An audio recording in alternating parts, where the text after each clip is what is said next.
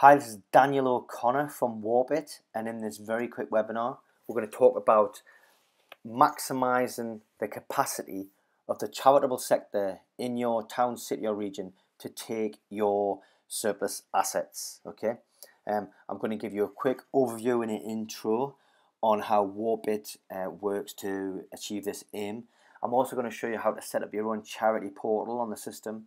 I'm going to show you how to link up with staff in your organisation to support their charities. I'm also going to show you how to use your outreach department to further your objectives.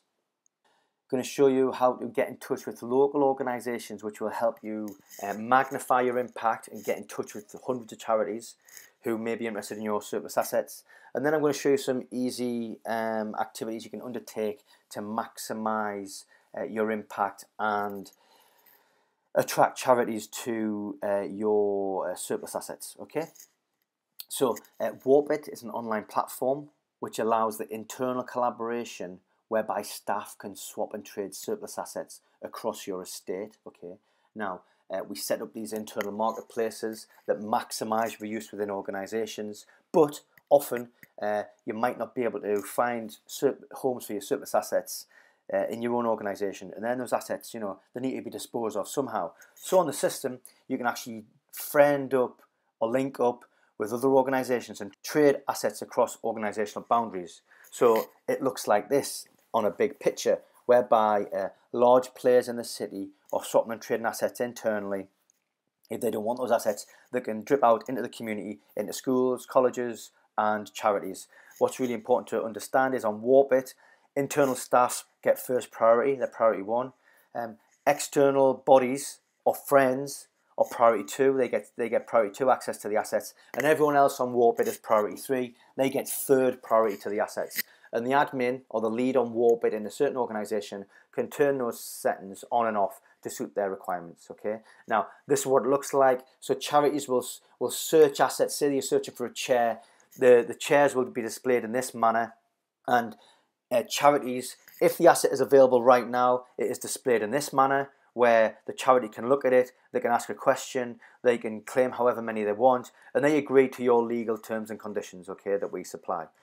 Now, if an asset is still being advertised internally to staff only, so it's not ready to go external already, this is what it looks like. So charities then add that to their watch list, and the building manager or the administrator or whoever owns the asset can see how many external bodies are watching that asset. Okay, when that asset becomes available, all of the watchers get an email and then they log in and claim the asset. Okay, so what sort of things get disposed of on the system? Well, you get high-end furniture like this, okay, but you also get the more mundane items where it's lever-arch files, it's stationery, and you even get items like this. Now, why would you want to dispose or donate your surplus assets into the charitable sector or to schools? Okay, well, there's a trouble win. Okay, when you pass your assets into the charitable sector, they have a much bigger impact. Okay, you also save on waste disposal charges, and also, you're demonstrating civic leadership. You're providing value to the community, and you're demonstrating, especially if you're a publicly funded organisation, that you care about your surplus assets, you care about your resources, and you're adopting circular economy and sustainability principles. Point of note, we track on the system, we track all your trades, we track all your donations, so you can start to generate metrics whereby you can understand how much you've given to local third sector charities, not-for-profits. Now I'm going to tell you how to set up a local charity portal on our system. Why should you do that? Okay, well, I've talked about civic leadership a bit. You are a big player in your town, city or region, and you want to demonstrate civic leadership. This is how we behave within our organisations. These are our values. So this is a great way to do that. You can brand up that portal with your own logos and your own name. Okay, when you show civic leadership and develop this portal in this manner, you develop better, more meaningful relationships with local charities, which mean your trades and transactions happen with less hitches. Okay, if you set up your own portal, it's better communications. Okay, with your members, and also you control who those members are. Okay, now how do you do it? I'm going to show you an example of one that exists already. I'm going to show you how to create your own portal. Okay, and I'm going to take you through these bullet points, okay? So once you've created it, you give it your own name. Once you've given it its own name, it gets its unique domain, which you can then send members to, or potential members to. You publicize this domain via newsletters, press releases, and we will provide templates that you can send out, which you can download along with this video. I will show you how charities sign up. You can also approve or reject charities, okay? And then also, you know, if you're a Warpit customer already, you will want to link up your staff portal with your charity portal, so you've got priority 1 redistribution there and priority 2 redistribution there, okay? So let's look at an example. So this is Bath and North East Somerset Council, where they have their own Warpit portal for their staff, but they've also set up this Warpit portal with the intention of advertising it to the local third sector, charity, not-for-profit sector, okay? So the not-for-profit sector, charity sector, they sign up at this web domain, they register, they give all of their details, all the pertinent details, you know, the charity numbers, their charitable objectives, all that sort of thing. And the administrator at Bath and North East Somerset Council approves the application, and then they go onto the system, okay? So how do you create a new portal? You go to this link, which I'll send out after this session, or you can download from the website. Fill in your details, you know, tell us your organization name, organization website. Then you need to give your website a name, okay? And then, you know, you just set it up as an account.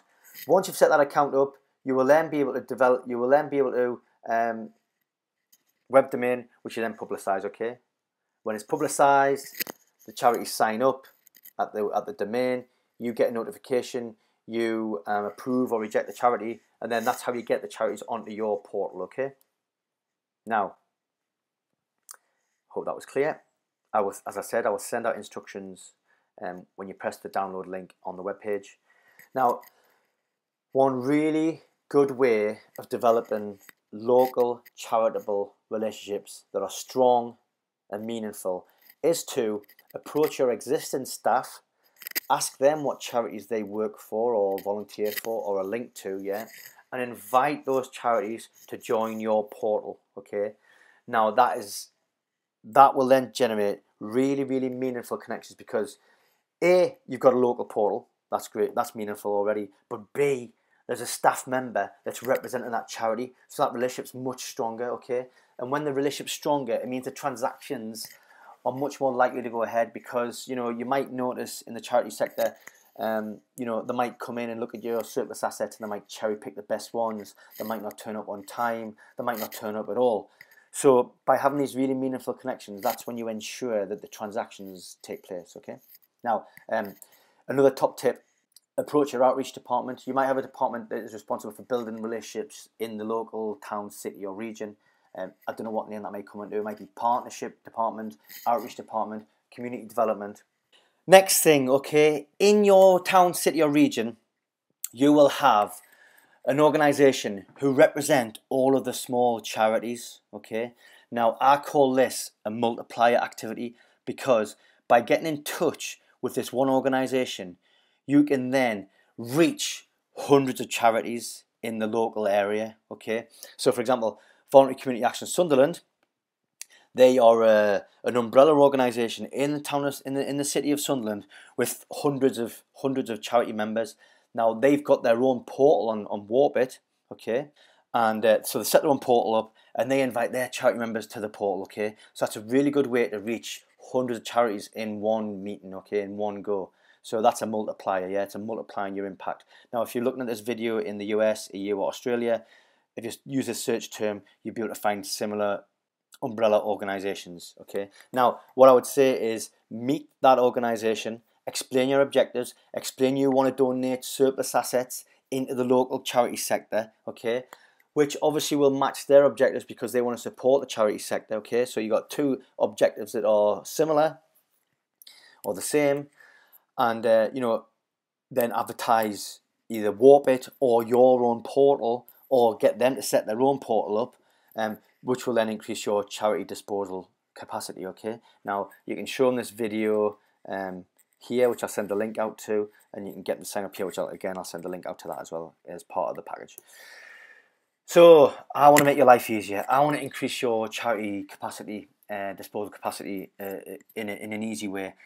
One of the easiest things you can do is to put details of your own charity portal on your intranet site, or you can just put the link to the Warpit charity sign up page. Now, what's important about this is you're going to have charities in your area who will search I don't know, free office furniture London, yeah, and they might when they do that search they're going to get loads of results. But if they do that search and they get instructions on how to join your charity portal, then it's an easy way to attract the right type of charities to your organization's portal. Okay. So additional tip: if you're still throwing reusable assets out into the dumpster or the bin, on our system you can set it up to sell assets to staff as well. Okay, so that's just we don't want to be disposing of any furniture to skips or dumpsters. Okay. Now, just to wrap up a bit, our customers have donated more than 1 million donations to charity this year, and let me show you our top performers. Our top performer is the University of Edinburgh, and then you can see our top 10 performers here. Now, so these organisations are donating tens of thousands of pounds worth of assets into the charity sector, and that stuff, those items, possibly used to actually go to skip or dumpster. Yeah, so it really is a no-brainer solution to donate surplus assets into the charity sector. Okay. Now, you might be concerned about the legal donation of assets.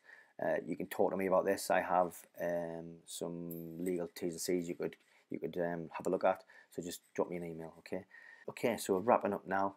So here's the way forward. This is what I would advise you to do to get this up and running, is to meet with your community outreach department or person in your organisation, discuss this, explain your objectives, and they will come up with much better ideas than I have, I'm sure.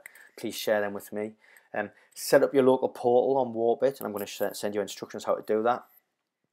Publicise that to staff or external, and I'm going to send you templates for those communications. Meet with your local volunteer group, and carry out that multiplier activity where, they're going to introduce you to hundreds of charities, okay? Get them set up on Warpit or get them to join your local portal. And then again, it's the intranet content, that's the easy win for signposting what local charities should do to link up with you, okay?